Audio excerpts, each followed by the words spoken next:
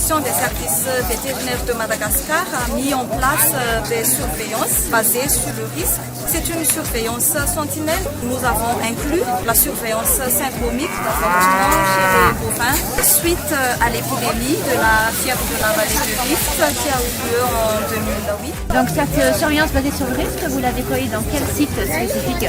Premièrement, il y a les zones où il y a des fortes potentialités de production des animaux de rente. Et deuxièmement, il y a aussi les zones de concentration des animaux, comme les marchés bestiaux. Depuis 2015, la direction des services vétérinaires de Madagascar a décidé de mettre en place une surveillance sentinelle. Donc c'est une surveillance à la fois passive et active et aussi une surveillance syndromique. En 2015, il y a 13 vétérinaires qui sont impliqués dans le réseau et maintenant en 2018, on est à 35 vétérinaires sentinelles. Donc ces vétérinaires sentinelles, ils réalisent de la surveillance instantanée parce que les vétérinaires, les suspicions qu'ils observent au niveau des éleveurs ou au niveau des marchés ou au niveau de troupeaux. Ces 35 vétérinaires, ils sont équipés en smartphone pour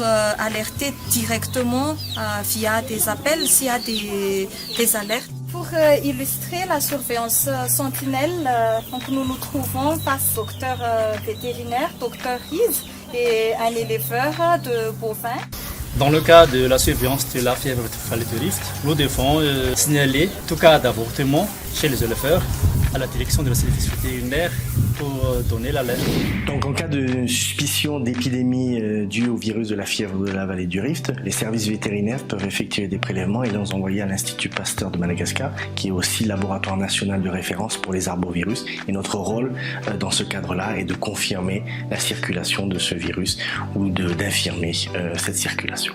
Grâce à l'appui des partenaires financiers et techniques comme la Commission de l'océan Indien, le CIRAD, donc nous espérons bien faire l'extension des postes sentinelles jusqu'à 70 en 2018, en cette année 2018. Dans le cadre du dispositif en partenariat de l'océan Indien, ou en ELS, l'Institut Pasteur de Madagascar a beaucoup collaboré par le passé avec le CIRAD.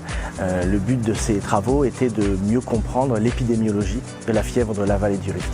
Plus largement, et sur les projets à venir, les programmes de recherche, les programmes en santé publique, l'unité de virologie travaille sur les études visant à mieux comprendre les mécanismes de maintenance et de transmission des virus au sein des réservoirs sauvages et les risques associés d'infection dans les populations malagasy.